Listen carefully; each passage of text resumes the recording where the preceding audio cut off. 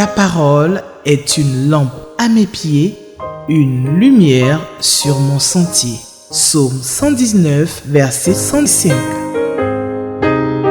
La méditation.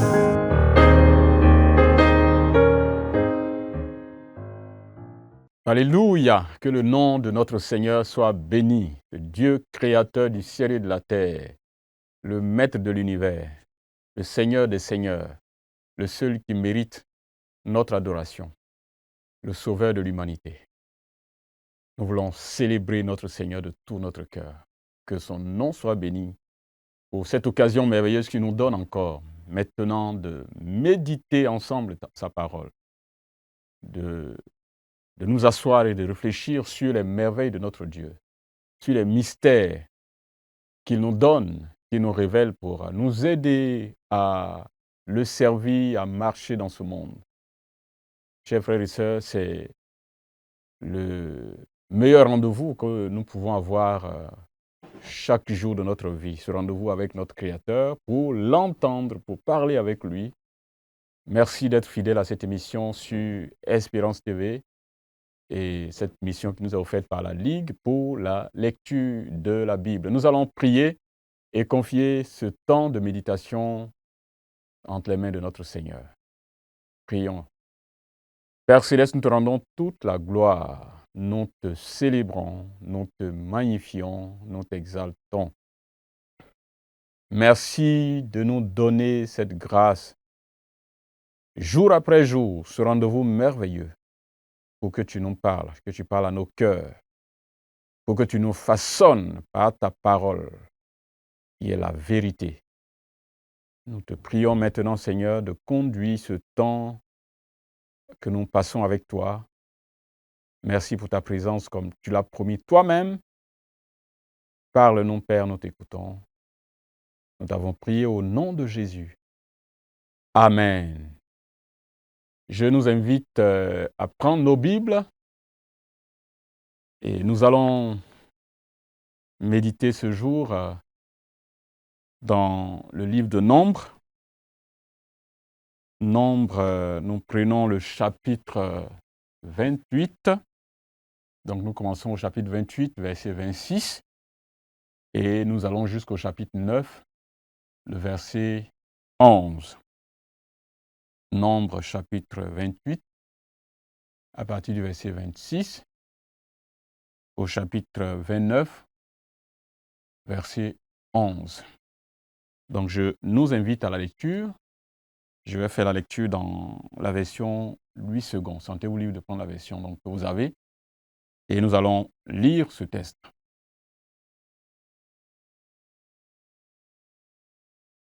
Le jour des prémices où vous présenterez à l'Éternel une offrande à votre fête des semaines. Vous aurez une sainte convocation. Vous ne ferez aucune œuvre servile. Vous offrirez en holocauste d'une agréable odeur à l'Éternel 2 jeunes taureaux, un bélier et 7 agneaux d'1 an. Vous y joindrez l'offrande de fleurs de farine pétrie à l'huile, 3 dixièmes pour chaque taureau, 2 dixièmes pour le bélier et 1 dixième pour chacun des 7 agneaux. Vous offrirez un bouc afin de faire pour vous l'expiation. Vous offrirez ces sacrifices outre l'holocauste perpétuel et l'offrande.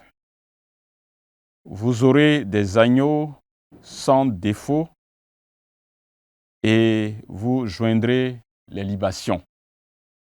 Chapitre 29. Le 7e mois, le 1er jour du mois, vous aurez une sainte convocation.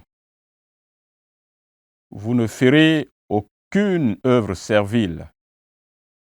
Ce jour sera publié parmi vous au son des trompettes. Vous offrirez en holocauste d'une agréable odeur à l'Éternel un jeune taureau, un bélier et 7 agneaux d'un an sans défaut. Vous y joindrez l'offrande de fleurs de farine pétrie à l'huile. 3 dixièmes pour le taureau, 2 dixièmes pour le bélier et 1 dixième pour chacun des 7 agneaux. Vous offrirez un bouc en sacrifice d'expiation afin de faire pour vous l'expiation. Vous offrirez ces sacrifices outre l'holocauste et l'offrande de chaque mois, l'holocauste perpétuel et l'offrande, et les libations qui s'y joignent d'après les règles établies. Ce sont des sacrifices consumés par le feu d'une agréable odeur à l'Éternel. Le 10e jour de ce 7e mois, vous aurez une sainte convocation et vous humilierez vos âmes. Vous ne ferez aucun ouvrage. Vous offrirez en holocauste d'une agréable odeur à l'Éternel un jeune taureau, un bélier et 7 agneaux d'un an sans défaut. Vous y joindrez l'offrande de fleurs de farine pétrie à l'huile. 3 dixièmes pour le taureau, 2 dixièmes pour le bélier et 1 dixième pour chacun des 7 agneaux. Vous offrirez un bouc en sacrifice d'expiation, outre le sacrifice des expiations, l'holocauste perpétuel et l'offrande et les libations ordinaires. Jusqu'ici, notre lecture. Y a-t-il un exemple à suivre ou à ne pas suivre? Y a-t-il une vérité que Dieu veut nous révéler dans ce passage? Ce sont donc ces questions autour desquelles nous allons mener cette réflexion sur ce test que nous avons. C'est le questionnaire que nous propose le lecteur de la Bible. Et je propose donc comme thème à cette réflexion, à cette méditation, quand je lisais, c'est ce qui transparaissait tout de suite. Et Dieu au cœur de nos fêtes. Dieu au cœur de nos fêtes. Nos fêtes comme une occasion de rendre un culte à Dieu. Et quelle que soit la nature de la fête, et c'est ce qui transparaît ici dans ce texte, mais aussi dans d'autres textes, dans d'autres passages donc, de ce livre, d'avoir toujours Dieu au cœur de nos fêtes. Il y a tellement de fêtes qui ont été instituées par le Seigneur pour son peuple, et à l'intérieur de ces fêtes, donc, c'est un culte qui est rendu à Dieu. La fête est un culte rendu à Dieu. Et ça, c'est quelque chose qui doit nous parler et nous devons avoir cela toujours à cœur. Nous avons 3 fêtes qui sont ici énumérées dans ce passage que nous avons lu, dans le chapitre 28, les versets 26 à 31. Nous avons une fête qui est donnée, qui est appelée fête des prémices ou fête des semaines, ou alors fête de la Pentecôte. Fête des semaines, fête des prémices, ou fête de la Pentecôte. Et ensuite, nous avons la fête des trompettes, ou fête de la nouvelle lune, qui a lieu le 7e mois, le premier jour de ce mois, et puis ensuite, le même 7e mois, le 10e jour, nous avons la fête des expiations. Et ce sont des convocations importantes que Dieu adresse à son peuple.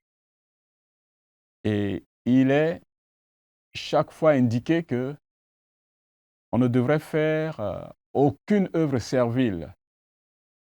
C'est-à-dire, ce sont des journées fériées. Ce sont des journées sans travail. Donc, c'est un arrêt de travail. Et donc, ce sont des jours entièrement consacrés à l'Éternel. La fête des semaines, donc c'est une occasion donc, de se mettre à part et ces temps vécus, donc des temps d'action de grâce où on apporte à Dieu ce qu'on a eu. Et Dieu est le premier à recevoir, bien entendu, le fruit de nos récoltes et que nous apportons à Dieu. Un temps d'action de grâce, un temps de reconnaissance au Seigneur. Et plus tard, nous avons donc cette fête-là va donc coïncider, ou c'est à cette occasion-là que le Seigneur, quand les Juifs se sont rassemblés, que le Seigneur envoie son esprit.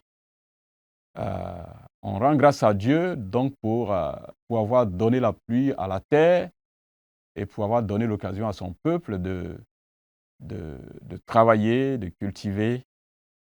Et cette pluie de bénédiction qui descend sur nous et qui rafraîchit nos cœurs, et bien entendu, cette image du Saint-Esprit qui va descendre donc ce jour-là, de façon solennelle sur les apôtres, ce jour solennel de la moisson, ce jour solennel de la Pentecôte, où Dieu fait descendre du ciel la pluie qui rafraîchit le cœur, qui façonne nos vies et qui nous connecte éternellement avec Dieu, le Saint-Esprit.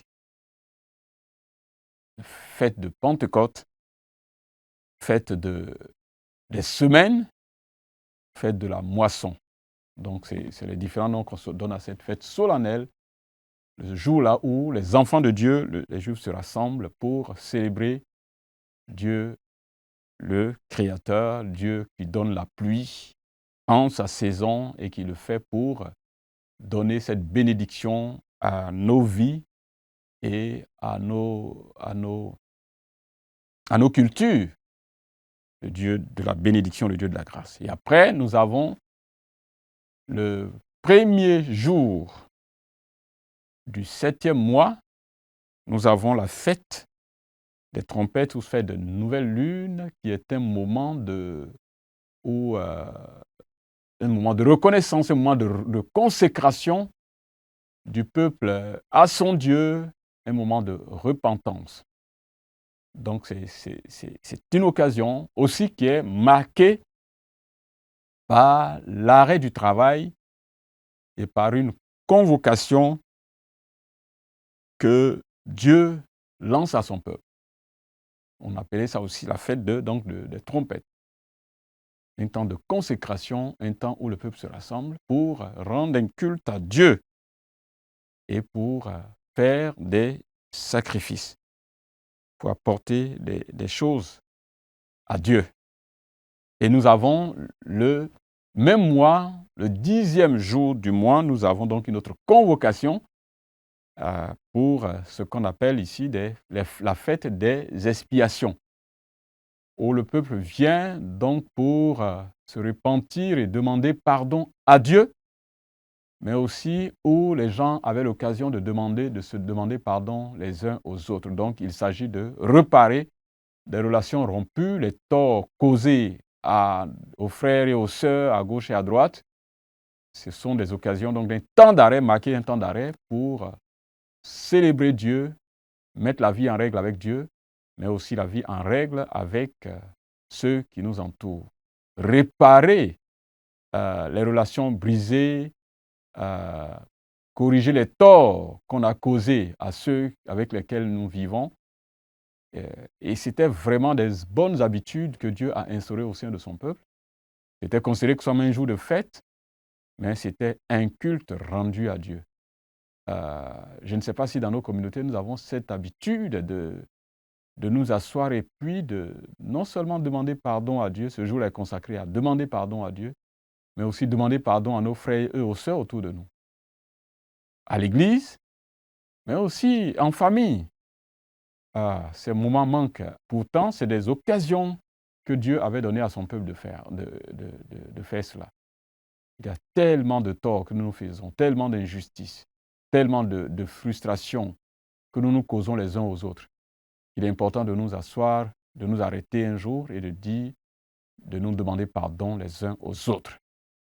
De nous demander pardon les uns aux autres. Et ça, c'est tellement un truc. Et il y a, au cours de ces rencontres, bien entendu, des sacrifices qui sont faits. On a donc des holocaustes, des taureaux qui sont donnés, des béliers qui sont donnés à Dieu et des agneaux sans défaut, 7 agneaux. Donc en fonction du type de fête, il y avait un certain nombre de taureaux qui étaient donnés, de jeunes taureaux, soit 1 ou 2, et puis un bélier qui est donné, et puis ensuite on a 7 agneaux qui sont donnés et on associe à ça donc des fleurs de farine pétrie à l'huile et la quantité en fonction donc puisque ça accompagne soit le taureau, ça accompagne le bélier et ça accompagne les agneaux. Et ce sont donc des sacrifices qui sont faits pour l'expiation du péché, pour arranger la relation du peuple avec son Dieu. Le temps fêté comme un culte à Dieu. Chaque fête était un moment de rendre un culte à Dieu. Chaque fête était... le peuple de Dieu voyait ou alors se consacrait à Dieu pendant chacune de ces fêtes. Je pense que c'est un exemple à suivre pour changer l'allure de nos fêtes. Aujourd'hui, il y a tellement de fêtes. Tellement de fêtes. Nous avons aussi beaucoup de fêtes. Dans nos églises, nous avons aussi beaucoup de fêtes dans nos familles et à différents niveaux. En général, nous faisons cas de Dieu quand il s'agit des fêtes peut-être qui sont faites au temple, à l'église, mais quelquefois dans nos familles, Dieu n'est pas toujours présent. Regardez parfois nos rencontres. Les anniversaires, il y en a tellement aujourd'hui, mais au cœur des anniversaires, quand vous voyez tout ce qu'on y met, quelquefois Dieu n'est pas là. Ou on essaie de mettre Dieu au début avec un peu de musique chrétienne comme on sait le faire, et puis après le reste, on demande à Dieu de s'éclipser pour que le reste, nous puissions nous éclater. On a donné à Dieu ce qu'on devait lui donner, qu'il s'éclipse pour qu'on se mette à l'aise. C'est ce qu'on parfois malheureusement qu'on fait, et beaucoup de fêtes se terminent dans des choses qui n'honorent pas Dieu. Non, toutes nos fêtes, du début jusqu'à la fin, Dieu doit être présent. J'ai vu des occasions de baptême, des cérémonies de baptême, des fêtes qui suivent ces moments. Dieu est là au début, et puis après, on a comme l'impression qu'on lui a dit qu'il se cherche et qu'il nous libère pour qu'on puisse profiter du temps qu'on a passé les uns avec les autres. Non, chers frères et sœurs, Dieu doit être avant nos fêtes, il doit être pendant nos fêtes et il doit être après nos fêtes. En fait, pour un enfant de Dieu, pour chaque chose que nous faisons, pour toutes les célébrations que nous faisons, Dieu doit être au cœur. Il ne doit pas avoir de célébration où Dieu n'est pas. Dieu doit être au cœur de nos fêtes. Et c'est ces occasions que Dieu a établies, que Dieu a instituées au sein de son peuple, nous apprennent, que ces occasions nous apprennent. Ce sont des saintes convocations de Dieu, même si c'est notre initiative, mais chaque action, chaque rassemblement chrétien, chaque fête que nous organisons doit être des occasions de célébrer, de glorifier le nom du Seigneur. Que chaque fête soit pour nous des saintes convocations de notre Dieu. Des trompettes qui sont sonnées pour dire Dieu nous invite à ce temps de célébration. C'est Dieu qui nous invite. C'est notre Créateur qui nous invite, c'est notre Seigneur qui nous invite, même si la fête est à notre initiative. Et puis, il ajoute chaque fois que ce jour-là, il ne doit pas avoir de travail. Donc, qu'on prenne une pause et que ce temps-là soit entièrement consacré à Dieu. Vous savez que nos vies sont à des vitesses incroyables.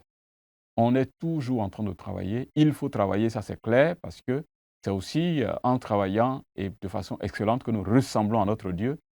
Mais en même temps, que nous ne pensions pas que notre vie dépend de notre travail. Notre vie dépend d'abord de Dieu. Et c'est Dieu qui a voulu que de temps en temps, nous marquions des temps d'arrêt pour nous consacrer à lui, pour nous asseoir en sa présence et célébrer son nom pour ce qu'il a déjà fait pour nous. Et en le faisant, nous le faisons dans la perspective que ce Dieu-là est celui qui nous accompagnera jusqu'à la fin de notre vie et qui nous donnera ce dont nous avons besoin et qui bénira tout le travail de nos mains, toute l'œuvre de nos mains. Est-ce que Dieu est vraiment au cœur de nos fêtes? Est-ce que Dieu est vraiment au cœur de nos fêtes? Ou Dieu est au début de nos fêtes, et puis au milieu il n'y est plus, et à la fin il n'y est plus? Que Dieu parle à chacun de nous, que Dieu parle à nos jeunes gens qui parfois se rassemblent, et puis on a comme l'impression qu'on a mis Dieu en congé, on a chassé Dieu du milieu de nous. Que rien, dans chaque chose que nous faisons, dans chaque fête que nous faisons, que jamais Dieu ne soit mis à l'écart. Que Dieu reste au cœur de chacune de nos fêtes, de chacune de nos célébrations. Amen. Nous allons prier et dire merci à Dieu pour sa parole et prier que ce que Dieu nous a dit reste gravé dans nos cœurs et que nous puissions marcher conformément à cela. Seigneur, nous voulons te dire merci pour ce temps de méditation de ta parole. Nous voulons te demander pardon pour toutes les fois où, dans beaucoup de nos célébrations, nous avons plutôt fait fi de toi et nous avons parfois commencé avec toi, mais et nous t'avons oublié à la fin de la célébration. Nous voulons que tu sois au cœur de toutes nos fêtes, que tu sois le seul glorifié du début jusqu'à la fin. Et nous te prions de nous aider donc, d'aider nos églises, d'aider chacun de nous. Que cette parole que nous avons entendue reste gravée dans nos cœurs et que nous puissions la mettre en pratique. Au nom de Jésus, notre Seigneur et Sauveur, nous avons prié. Amen. Que Dieu nous bénisse et nous prenons rendez-vous donc pour un autre temps de méditation les jours à venir. Que Dieu vous bénisse, chers frères et sœurs. Amen. Ta parole est une lampe à mes pieds, une lumière sur mon sentier. Psaume 119, verset 105. La méditation.